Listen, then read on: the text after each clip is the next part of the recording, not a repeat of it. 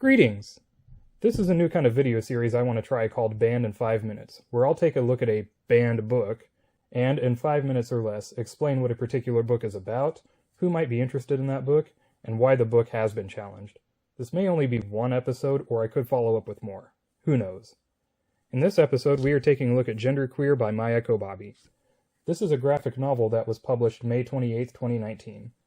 Per the description on Goodreads, in 2014, Maia Kobabe, who uses E/M/er pronouns, thought that a comic of reading statistics would be the last autobiographical comic E would ever write. At the time, it was the only thing E felt comfortable with strangers knowing about him. Now Genderqueer is here. Maia's intensely cathartic autobiography charts a journey of self-identity, which includes the mortification and confusion of adolescent crushes, grappling with how to come out to family and society, bonding with friends over erotic gay fanfiction, and facing the trauma of pap smears. Started as a way to explain to Air Family what it means to be non-binary and asexual, Genderqueer is more than a personal story. It is a useful and touching guide on gender identity, what it means and how to think about it, for advocates, friends, and humans everywhere.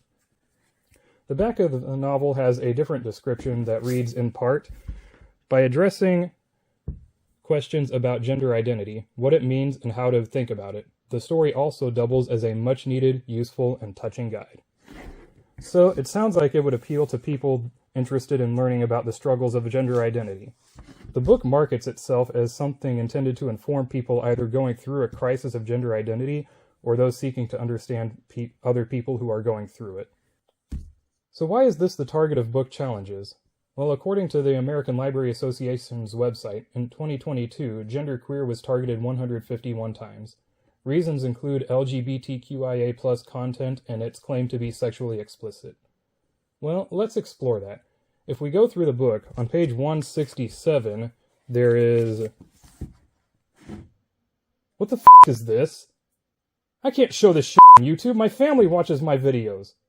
Tell you what, in the description I'll include a link to a version of this video that is uncensored and it'll be unlisted and age restricted. The rest of this video I'll blur out portions of what I share and bleep out some language.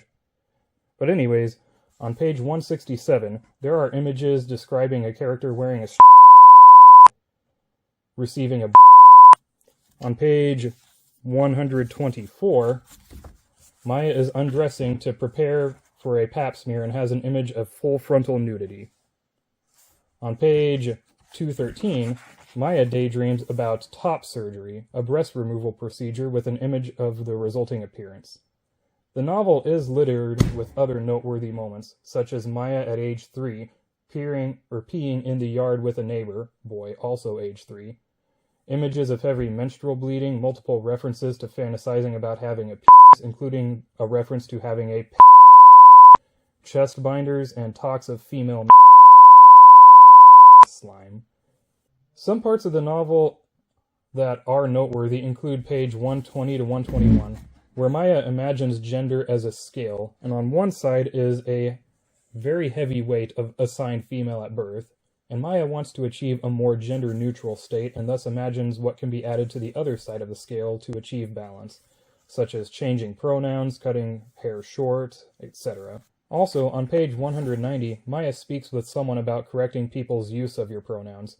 Quote, "So instead of asking people to do something to make you feel more comfortable, you'd rather just feel a little uncomfortable all the time? You'd rather internalize and carry that discomfort every time someone who loves you misgenders you?" So, after seeing some passages from this book, are people justified in seeking to prevent Genderqueer from being on the shelves of school libraries? What about public libraries, which is where I picked up this copy? I'd love to know your thoughts.